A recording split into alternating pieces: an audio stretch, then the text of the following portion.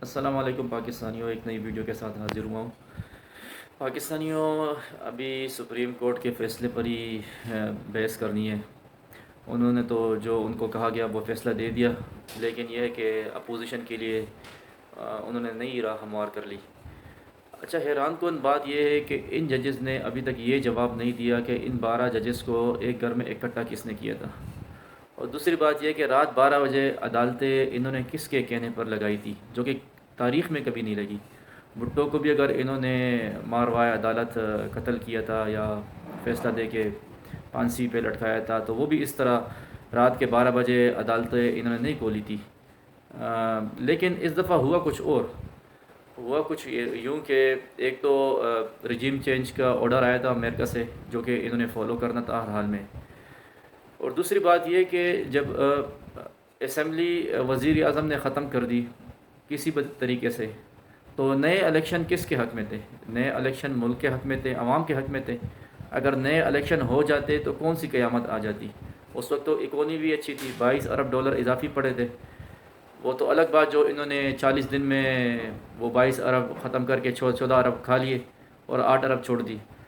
لیکن اس وقت کیا مسئلہ تھا جو انہوں نے رات کے 12 بجے عدالتیں لگا لی، سو موٹو ایکشن لیا، جبکہ اس سے پہلے سندھ ہاؤس میں سارے چوروں کو انہوں نے اکٹھا کیا تھا، کہ سندھ سے پولیس لائے تھے زرداری اور سب چوروں کے سیکیورٹی پہ لگائی رکھی تھی۔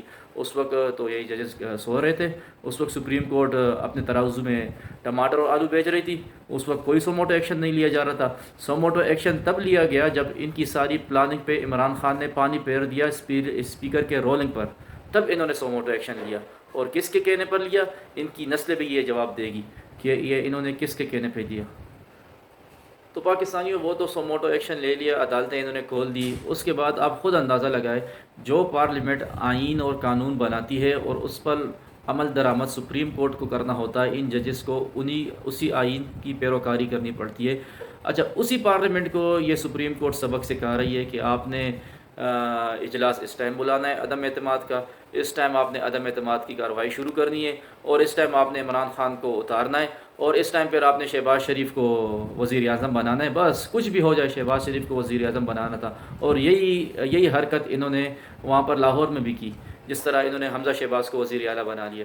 تو آپ خود دیکھ لیں، ان کے ہماری تاریخ انہی حرکتوں اور ابھی میں کیا کہوں، ان کو تو منصف کہنا بھی میں سمجھتا ہوں کہ ابھی میں کیا بولوں، کہ لفظ وہ نہیں آ رہے میرے ذہن میں کہ ان کو میں کون سا لفظ منصف۔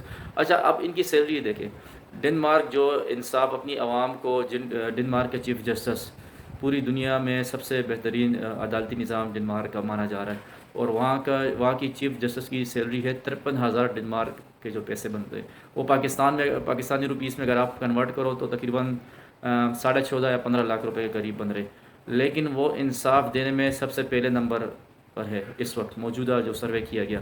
ہماری عدالتوں کا آپ عالم دیکھیں، ہمارے چیف جسٹس کی سیلری تقریباً 14 لاکھ تک بن جاتی ہے، اور اس کے علاوہ 500 لیٹر پیٹرول فری ہے، اور باقی آسائشیں وغیرہ وہ تو الگ ہے جو ان کے نوکر وغیرہ ہے۔ اور اس میں اگر آپ دیکھ لو تو انصاف کے معیار میں ہماری عدالتوں کا نمبر ہے دنیا کے 130ویں نمبر پہ۔ تو ہم کس چیز پہ فخر کریں؟ آپ مجھے بتائیں جو انہوں نے فیصلہ دیا، یہ جو مشیر عالم نے جو اختلافی نوٹ ساتھ لکھا فیصلے کے ساتھ، ایک تو انہوں نے انتہائی گھٹیا فیصلہ دیا، وہ تو اپنی جگہ، لیکن مشیر عالم نے جو اختلافی نوٹ لکھا کہ آپ کو پارلیمنٹ اگر آرٹیکل 6 لگانا چاہے تو لگا سکتی ہے، عمران خان پہ، اسد کیسر وغیرہ، قاسم سوری پہ، تو مشیر عالم صاحب کے لیے پی ایم ایل این کے دروازے کھلے، کیونکہ ویسے بھی وہ کل ریٹائر ہو گئے، اور ریٹائرمنٹ کے بعد انہوں نے پی ایم ایل این کے ٹکٹ ان کو ملنا ہے، جس طرح جسٹس رمدے کے بھانجے کو ٹکٹ مل چکا ہے۔ تو اسی طرح یہ جب ریٹائر ہوتے تو ان کے لیے پی ایم ایل این کے دروازے کھلے ہوتے۔ تو اس نے تو یہ اختلافی نوٹ لکھنا ہی تھا، اور اپوزیشن کے لیے کوئی نہ کوئی بہانہ، کوئی نہ کوئی راہ ہموار کرنا تھا، کیونکہ آگے 17 کو الیکشن ہے۔ الیکشن سے پہلے یہ وار کیوں کرنا ضروری؟ 3 مہینے سے یہ سو رہے تھے، 3 مہینے سے ان کو جب اس وقت یہی سازش کی جو خط دکھایا جا رہا تھا سپریم کورٹ میں، اس وقت یہ اندھے تھے، اس وقت کہہ رہے تھے اس کیس کا اس خط سے تعلق نہیں ہے، ہم یہ خط نہیں دیکھنا چاہ رہے، اس پہ کوئی کمیشن ہم نہیں بنانا چاہ رہے۔ جب صدر مملکت نے، ابھی بھی وہ صدر موجود ہے عارف الوی، اس نے بھی ان کو خط لکھا کہ اس پر کمیشن بناؤ، تحقیقات کرو، لیکن مجال ہے کہ یہ کرے، کیونکہ ان میں جرت ہی نہیں ہے، ان کو صرف ایک گھر پہ کوئی اکٹھا کر کے کوئی فیصلہ ان سے کروا لیتا ہے، بس ان میں یہی ضرورت ہے۔ تو ابھی میں کیا کہوں ان کے فیصلوں پر، انہوں نے تو ابھی اپنی روزی روٹی جاری رکھنی ہوتی ہے، تو تبھی یہ اسی طرح کے فیصلے دیتے، اور میں فخر کس بات پہ کروں جب 130ویں نمبر پر ہماری عدالتی نظام کا حال ہے۔ تو اسی طرح کے فیصلے آئیں گے، جس کی لاٹھی اس کی بھینس ہوگی۔ تو ہم تو اللہ سے ہی کوئی آسرا امید رکھ سکتے، کیونکہ جس سے ہماری امیدیں تھی وہ بھی مل گئے، چور چوکیدار اکٹھے ہو گئے، اور ساتھ میں بیوروکریسی اور عدلیہ بھی۔ تو ابھی اللہ سے ہی ہماری دعا ہے کہ اللہ ہماری قوم پہ رحم کرے۔